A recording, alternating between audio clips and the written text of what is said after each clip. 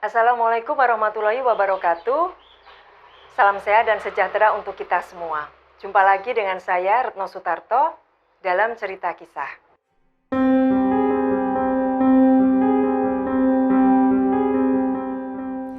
Teman-teman semua, seperti apa yang sudah saya sampaikan di episode perkenalan tempo hari, bahwa cerita kisah kali ini berjudul Misteri Sebuah Tanda.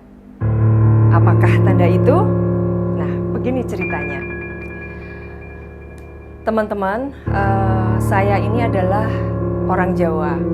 Karena memang kedua orang tua saya itu berasal dari Jawa.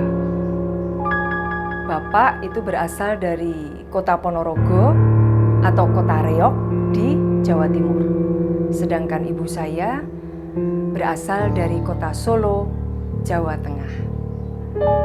Setelah menikah, ibu diboyong bapak ke Ponorogo di sebuah rumah kuno yang masih orang Jawa bilang wingit ya, karena memang rumah itu masih berbentuk joglo limas dan memiliki halaman depan maupun belakang yang cukup luas, yang banyak sekali ditumbuhi pepohonan yang besar-besar. Cerita itu berawal dari sini. Saya dilahirkan sekitar tahun 1968. Jadi sekitar udah 54 tahun yang lalu, hampir 54 tahun yang lalu. Saya dilahirkan sebagai anak ragil atau anak yang paling kecil atau anak bungsu dari 13 bersaudara. Namun pada saat saya dilahirkan, saudara saya tinggal 8. Karena sebelum saya lahir, ada saudara saya laki-laki 2 orang yang meninggal pada usia balita karena sakit. Dan setelah itu ibu juga pernah mengalami keguguran sebanyak 2 kali. Dan akhirnya ibu mengandung, melahirkan lagi saya sebagai anak yang paling kecil. Jadi saya itu anak yang benar-benar paling bontot. Tetapi ada sesuatu hal yang aneh pada saat saya dilahirkan, yaitu saya memiliki sebuah tanda di tubuh, atau kalau orang Jawa bilang itu toh. Jadi berbeda dengan saudara-saudara atau kakak-kakak saya yang lain. Saya terlahir sebagai anak bungsu perempuan memiliki sebuah tanda atau toh. Toh itu bentuknya mata, seperti mata, jadi atau seperti elips gitu ya. Menurut penglihatan saya kala itu, pada saat saya usia 9-10 tahun ya, saya ingatnya itu pada saat usia sekolah dasar, SD kelas 3, kelas 4. Bahwa ternyata saya memiliki sebuah toh, yaitu di dada atas sebelah kiri. Saudara-saudara saya tidak pernah ada yang membicarakan soal itu, namun berbeda dengan ibu. Ibu selalu berusaha untuk menghapuskan tanda itu. Saya lahir tahun 1968, jadi hampir 54 tahun yang lalu.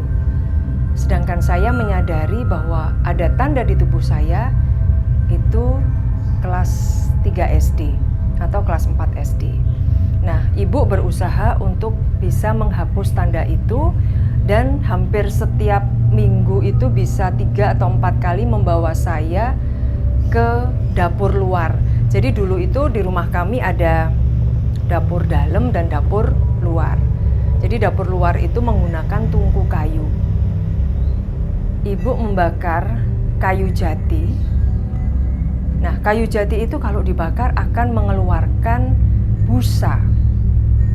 Nah, dari busa itu lalu diambil, kemudian dioles-oleskan ke dada saya yang ada tohnya. Menurut penglihatan saya, toh itu dulu warnanya itu agak kemerahan atau keunguan seperti itu. Tetapi menurut penjelasan dari leluhur saya, itu berwarna kehitaman. Waktu itu saya tidak pernah punya pikiran yang aneh-aneh karena masih kecil, dan mungkin karena juga saya masih lugu ya, masih belum jowo kalau orang Jawa bilang. Belum jowo karena masih kecil. Jadi saya sempat bertanya gitu sama ibu, "Bu, kenapa sih toh ini harus dihapus? Kalau saya pakai baju yang agak tertutup juga sebetulnya nggak akan kelihatan gitu." Tetapi ibu bilang, "Kamu perempuan, kowe iki cah wedok nduk, ora apik, toh kuwi kudu dihapus. Jadi kamu itu masih kecil nduk, kamu nggak tahu menahu tentang itu, dan kamu tuh anak perempuan, jadi nggak bagus kalau anak perempuan ada tanda seperti itu." Ya sudah, saya manut aja, dan tanpa disadari tiba-tiba ketika saya sudah kelas 6 SD, tanda itu sudah nggak ada. Tetapi memang secara fisik tanda itu udah terhapus, sudah nggak bisa dilihat lagi, sudah tidak nampak gitu. Tapi sebetulnya tanda itu memiliki nyawa dan ada, masih ada gitu loh. Karena apa? Karena ternyata di dalam perjalanan hidup saya sangat berpengaruh, atau tanda itu sangat mempengaruhi perjalanan hidup saya. Dan saat itu disadari ketika saya bertemu dengan seorang kiai yang mengatakan bahwa ada sesuatu dalam diri saya. Teman-teman, memang kisah misteri sebuah tanda ini masih menjadi teka-teki. Ada yang bilang bahwa saya ini adalah perempuan yang dicirikan. Apakah saya seorang perempuan baulawean? Bagaimana menurut teman-teman semua? Teman-teman semuanya, ini tadi cerita tentang misteri sebuah tanda. Sebetulnya sebuah tanda ini juga sampai sekarang masih menjadi misteri, walaupun sedikit demi sedikit sudah mulai terungkap. Mudah-mudahan dari kisah ini teman-teman bisa mengambil hikmahnya, mengambil nilai positifnya, dan bisa sebagai pembelajaran hidup untuk kita semuanya. Saya percaya bahwa apa yang ditakdirkan oleh Allah untuk hadir dalam hidup kita, pasti ada pelajaran yang bisa kita ambil. Nah, teman-teman, jangan lupa untuk memberikan like, subscribe, dan komen yang positif, serta share ke teman-teman kalian semua, agar saya bisa terus melanjutkan cerita-cerita kisah yang menarik lainnya. Baik, sampai di sini dulu tentang misteri sebuah tanda, dan tunggu cerita kisah selanjutnya. Terima kasih atas perhatiannya. Sampai jumpa. Assalamualaikum warahmatullahi wabarakatuh. Rahayu, rahayu, rahayu.